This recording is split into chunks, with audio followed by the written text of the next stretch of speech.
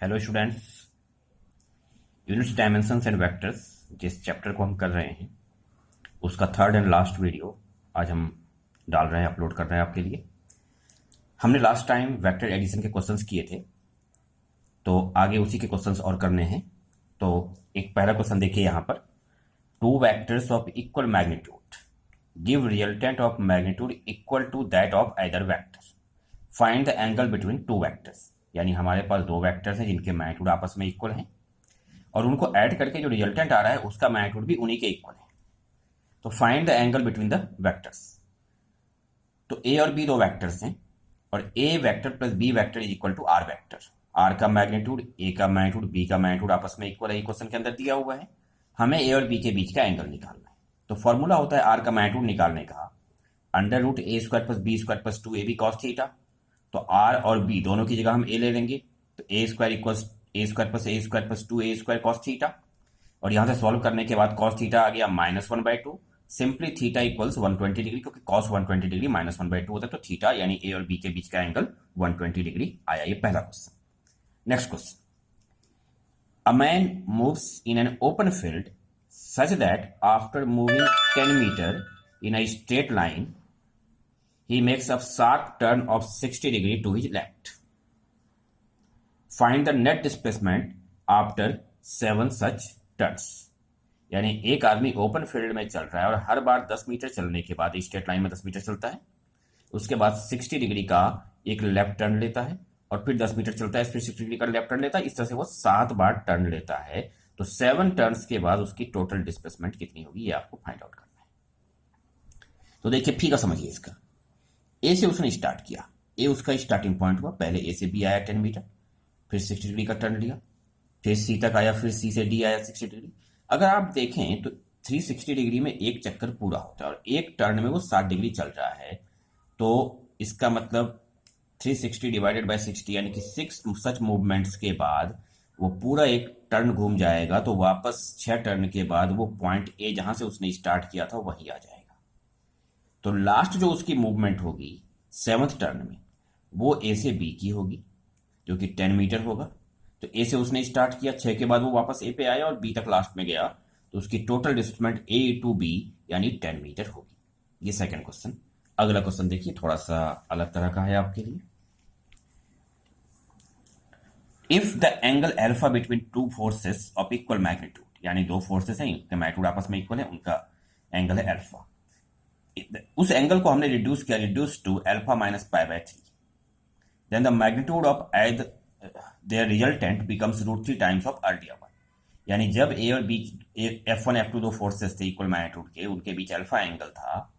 जब हमने alpha angle को अल्फा माइनस पाई बाय 3 कर दिया तो रिजल्टेंट √3 टाइम्स हो गया। Find the angle alpha. तो F equals F1 plus F2 vector है। अब F1 F2 इक्वल है तो F equals under root F1 square plus F2 square plus 2 F1 F2 cos alpha. F2 की जगह भी हमने F1 डाल दिया और स्क्वायर किया तो F square equals 2 F1 square plus 2 F1 square cos alpha. 2 F1 square common किया, 1 प्लस कॉस अल्फा का फॉर्मूला लगा दिया, 2 कॉस स्क्वायर अल्फा बाई 2।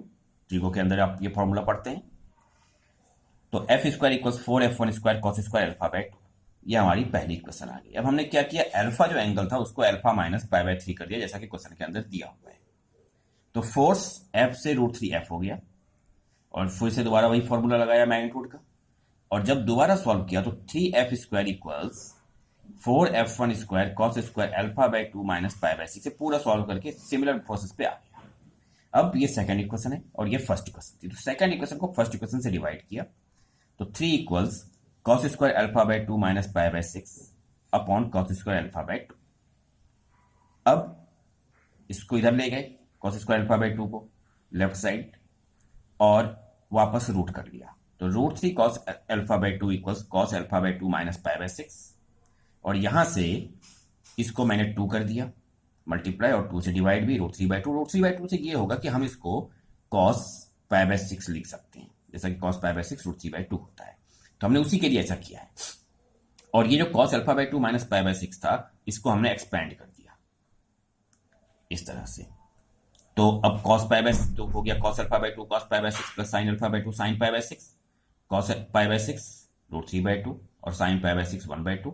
एक √3/2 यहाँ से कैंसिल होगा cos α/2, तो यहाँ पर बच गया लास्ट में √3/2 cos α/2 इक्वल्स 1/2 sin α/2, 2 से 2 कैंसिल, तो tan α/2 इक्वल्स √3। तो अब tan 60 रूट यानी कि π/3 जो है tan π/3 वो √3 होता है, तो α/2 π/3 आ गया, तो अल्फा आ गया 2π/3 यानी कि 120 degree. This is the answer, यानी angle between F1 and F2 the forces. अब अगला कंसेप्ट समझिए, एडिशन के बाद आता है सब्सट्रैक्शन ऑफ वेक्टर्स, यानी दो वेक्टर्स को हम आपस में सब्सट्रैक्ट कैसे करेंगे। तो S equals vector A minus vector B, तो vector A plus minus vector B, यानी कि A vector minus B vector को हम लिख सकते हैं A vector plus minus B vector. Minus B vector का मतलब है B का नेगेटिव वेक्टर, और हमने नेगेटिव वेक्टर आपको लास्ट मॉड्यूल वीडियो में बताया था।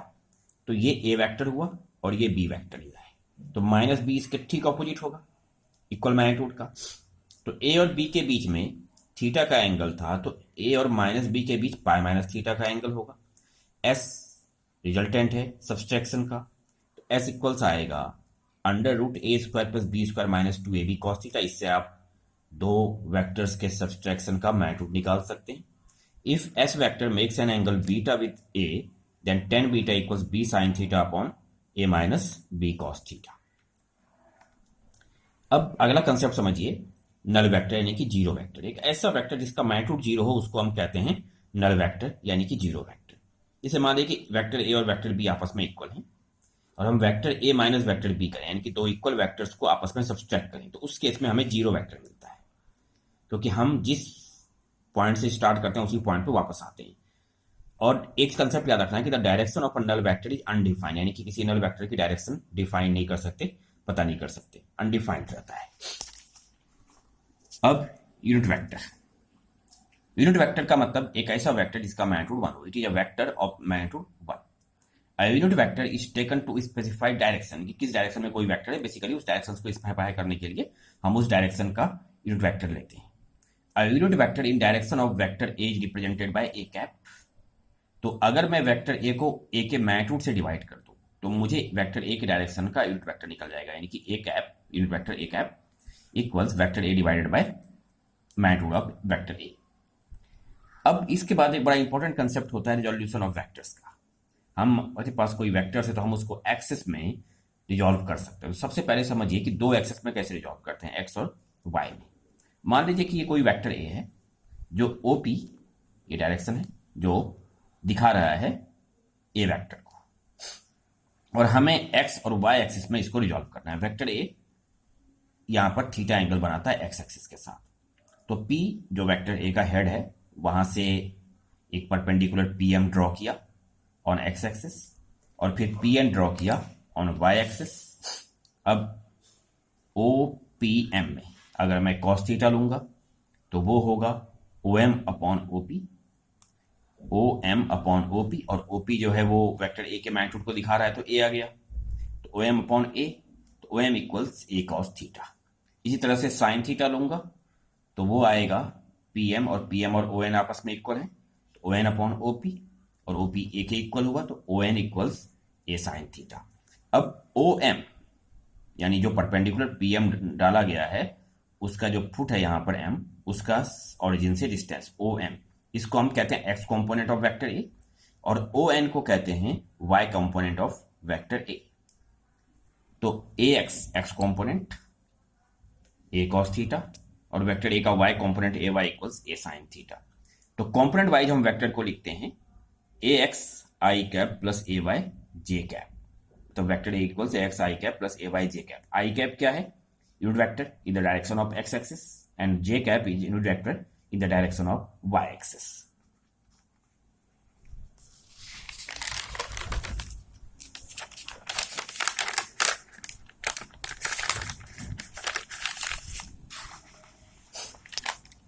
ये हमने वही बताया है। अब वेक्टर ए का अगर मैग्नीट्यूड निकाल लो तो आप ऐसे लिख सकते हैं A x square plus A y square under, यानी कि जो उसके कंपोनेंट्स हैं एक्स और वाई एक्सिस में उनको स्क्वायर करके ऐड करके वापस में रूट कर लें तो मैग्नीट्यूड निकल सकता है वेक्टर का।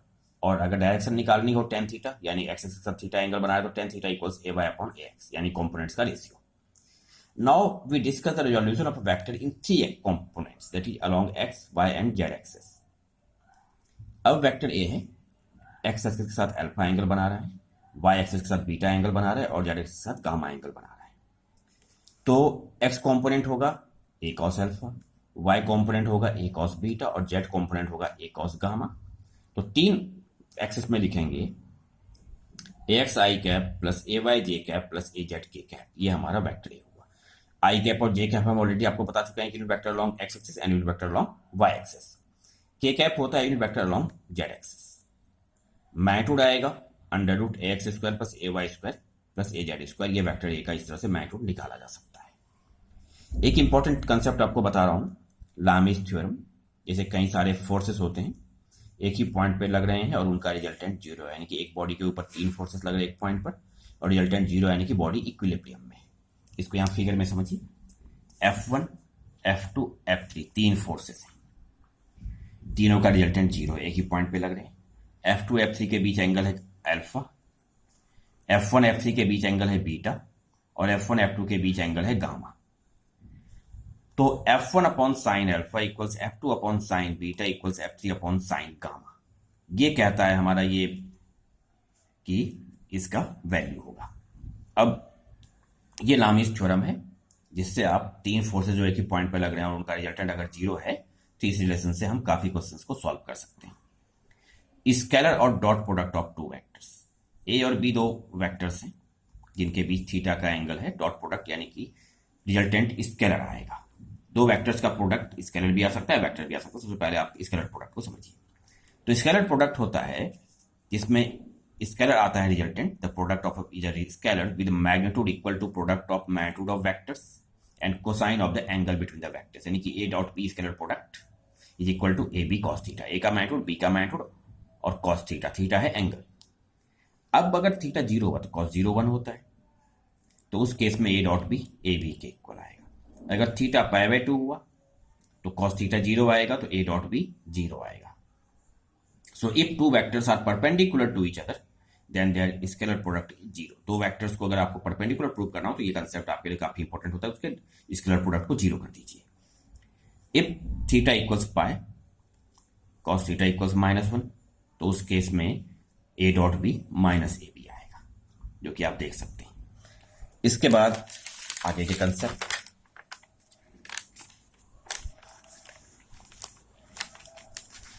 आई डॉट आई,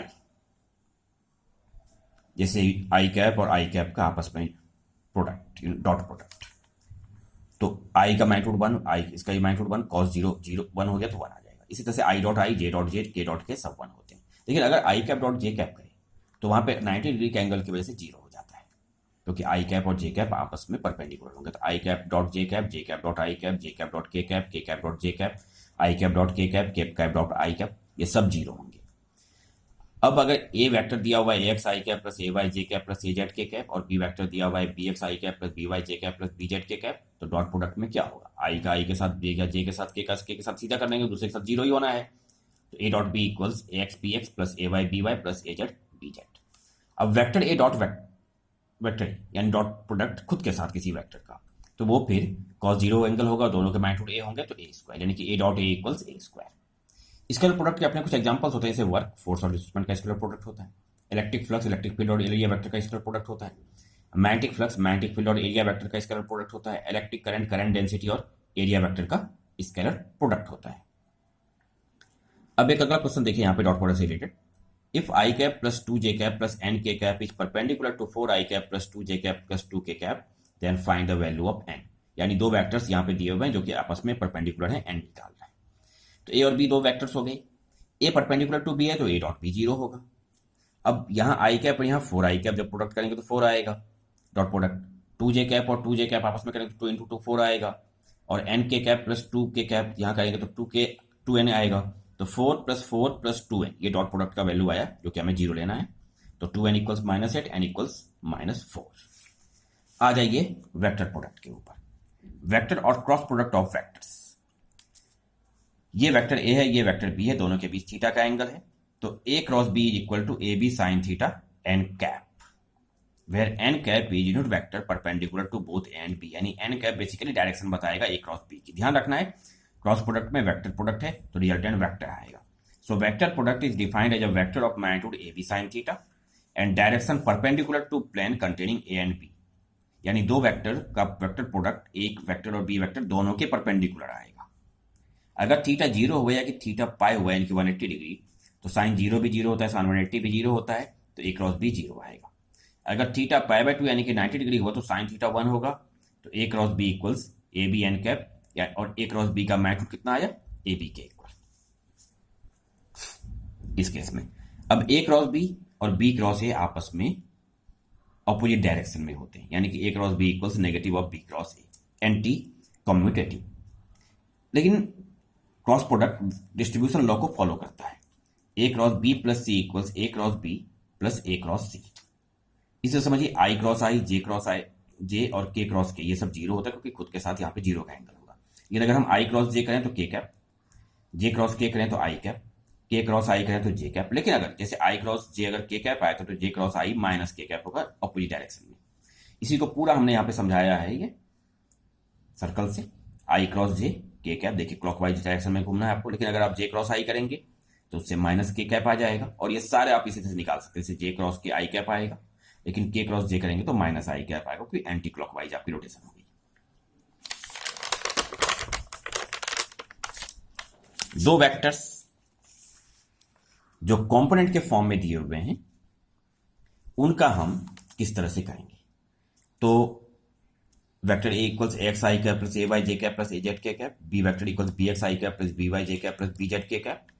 तो क्रॉस प्रोडक्ट करना है तो आप इस तरह से डिटर्मिनेंट बना के सिंपल वे में कर सकते हैं। I cap J cap k cap A x A y A z B x B y B z, यानी कि ए और बी दोनों के कॉम्पोनेंट्स लग दिए। आई कैप सबसे पहले लेंगे A y B z minus A z B y, determinant का expansion, minus j cap plus A x B z minus A z B x, और फिर k cap A x B y minus A y B x. Vector product के example होते हैं जैसे torque position vector और force का vector product होता है, एंगुलर मोमेंटम पोजीशन वेक्टर और डी मोमेंटम का वेक्टर प्रोडक्ट होता है। अब क्वेश्चंस लिए हमने आपके लिए, जैसे vector A F1 F2 F3 एक ही पॉइंट पे लग रहे हैं जिनके सम जीरो है। The sum of three forces F1 100 newton, F2 80 newton, F3 60 newton acting on a particle is zero. Find the angle between F1 and F2। तो F1 और F2 के बीच जो कि आपका एंगल निकालना है, तो आपको ध्यान रहे F1 F2 F3 अगर मिलकर के जीरो हो रहे हैं तो डेफिनेटली यहां पर जो F1 F2 का रिजल्टेंट है वो F3 के मैग्नीट्यूड के इक्वल होगा और डायरेक्शन अपोजिट होगी ताकि ऐड करके जीरो हो जाए। तो F1 plus F2 plus F3 equal zero, तो F1 F2 equal minus F3, तो magnitude of F1 plus F2 equal to F3। तो थीटा का एंगल निकालना है F1 F2 के बीच में, तो 60 equals under root F1 square plus F2 square plus 2 F1 F2 cos theta, और F60 इसका स्क्वायर कर दिया, F1 की वैल्यू थी 100 स्क्वायर हो गया, और ये 80 स्क्वायर, और सारा सॉल्व करने के बाद cos theta minus 4/5 simple way में आ जाएगा।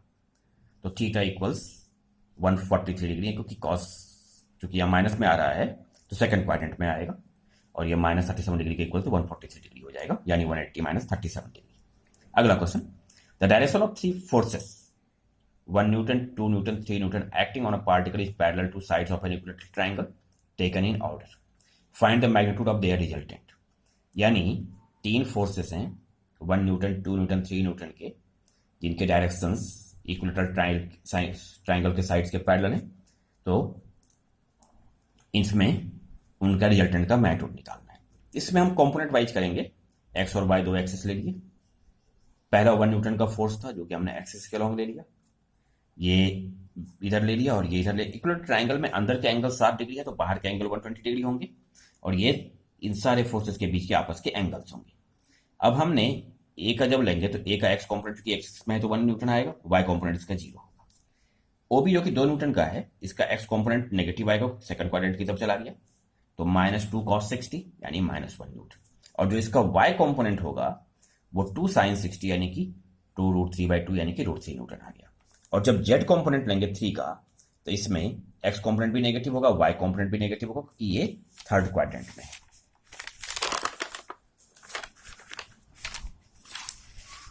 तो OCX आएगा -3 cos 60 -3/2, क्योंकि 3 तीसरे वाले फोर्स OC का मैग्नीट्यूड था। OCY इक्वल्स 3 sin 60 यानी कि -3 √3/2 sin 60 की वैल्यू।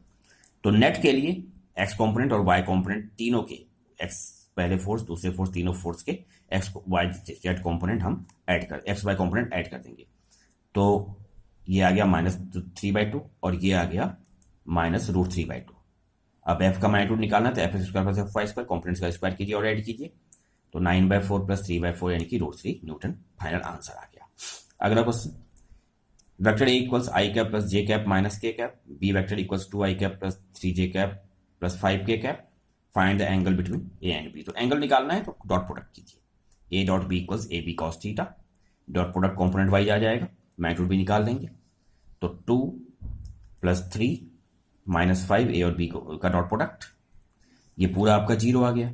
तो जैसे ही जीरो आया कॉस थीटा आपका जीरो आ गया और परपेंडिकुलर हो गए दोनों वेक्टर्स, यानी angle between A and B is 90 degree.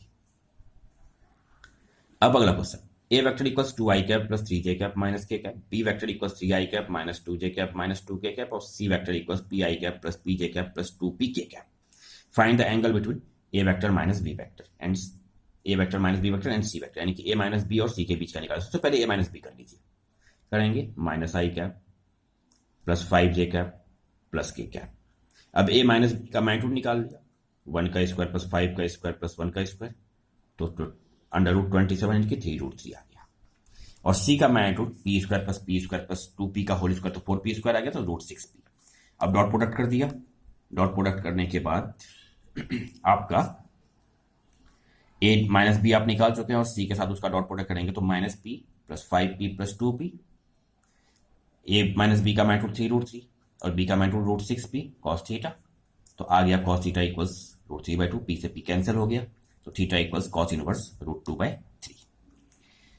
अगला question, there are two vectors of same magnitude 5 and their addition have magnitude 5√3, find the magnitude of their difference. A और बी 5 है और r equals a plus B और r का magnitude 5√3, तो सबसे पहले r equals a square plus B square plus 2ab cos theta, ये 5√3, ये 5 और 5 हो गए a और b, तो सॉल्व करेंगे स्क्वायर करके, तो cos theta equals 1/2, theta equals 60 degree. अब s निकालना है तो a माइनस बी करना होगा, s में क्या होता है a square plus B square minus 2ab cos theta, यानी कॉस थीटा में 60 डिग्री लेकर के वैल्यू रखेंगे तो आ जाएगा 5, यानी कि इसके सब्सट्रैक्शन का रिजल्टेंट 5 होगा।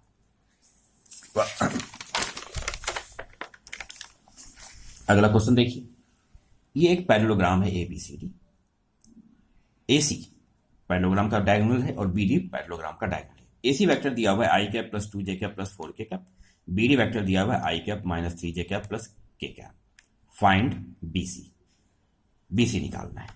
तो AC होगा AB प्लस BC अगर वेक्टर वाइज देखें, और BD होगा BA प्लस AD वेक्टर, और BA वेक्टर को हम माइनस AB वेक्टर लिख सकते हैं। अब AC प्लस BD जब मैं करूंगा, यानी कि AB vector plus BC vector minus AB vector plus AD vector, तो AB और माइनस AB कैंसिल होंगे, तो BC प्लस AD, और BC और AD डायगोनल के आमने पैरेललोग्राम के आमने सामने की साइड्स हैं, तो आपस में इक्वल वेक्टर्स को रिप्रेजेंट करेंगी, तो AC plus BD equals 2BC आ गया, और AC और BD हम यहाँ ऊपर सॉल्व कर सकते हैं सिंपली ऐड करके कॉम्पोनेंट वाइज, तो 2i cap minus j cap plus 5k cap equals 2BC, तो BC equals i cap minus j cap by 2 plus 5/2k cap, तो इससे आपका BC वेक्टर रिजल्टेंट आ गया। अब body acted by 3 forces under equilibrium, F1 F2 F3, F1 दिया है 10 Newton, F2 दिया है 6 न्यूटन, कह रहा है find the magnitude of F3 and angle theta.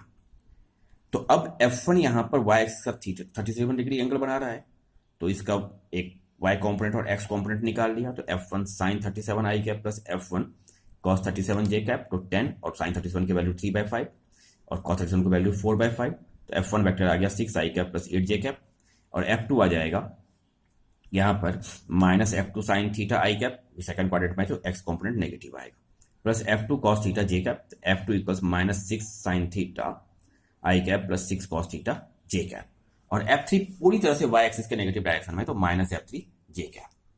As F1 plus F2 plus F3 तीनों मिलकर 0 है, तो इसके x कॉम्पोनेंट भी ऐड करके 0 होने चाहिए और y कॉम्पोनेंट भी ऐड करके 0 होने चाहिए। तो x कॉम्पोनेंट केवल F1 F2 में है, F1 का x कॉम्पोनेंट 6 और F2 का x component minus 6 sin theta, that is equal to 0, तो थीटा इक्वल sin थीटा 1 आ गया, तो थीटा 90 डिग्री आ गया। अब y कॉम्पोनेंट के लिए तीनों के 8 F1 का y कॉम्पोनेंट, F2 का y कॉम्पोनेंट 6 cos थीटा और F3 का y component minus F3 equal to 0, तो 8 प्लस 0 माइनस F3 इक्वल 0, तो F3 इक्वल्स 8 न्यूटन। तो थीटा एंगल आ गया आपका 90 डिग्री और F3 आ गया 8 न्यूटन। अब अगला है A vector minus B vector cross product with A vector plus B vector, यानी कि ए माइनस बी और ए प्लस बी, इनका आपस में क्रॉस प्रोडक्ट कितना होगा। तो सिंपल क्रॉस प्रोडक्ट आपने करना है, तो A minus B cross A plus B, तो एक डिस्ट्रीब्यूशन कर देंगे, A cross A plus A cross B minus B cross A minus B cross B, A cross A zero होगा, बी क्रॉस बी भी जीरो, और minus A cross B, एक minus B cross A cross B के equal होगा, क्योंकि com formula आपने पीछे पढ़ा था क्रॉस प्रोडक्ट में। तो ये पूरा मैंने रीजन भी लिखा है इसका। तो एक vector minus B vector cross A vector plus B vector is equal to, दो बार ए क्रॉस बी आएगा तो 2a क्रॉस बी। ये लास्ट क्वेश्चन थी, ये वेक्टर्स का कंसेप्ट था आपके लिए। अगले मॉड्यूल में आप पढ़ेंगे, अगले वीडियो में आप सीखेंगे काइनेमेटिक्स। आगे ये सिलसिला आगे जारी रहेगा। ठीक है, ओके, थैंक यू।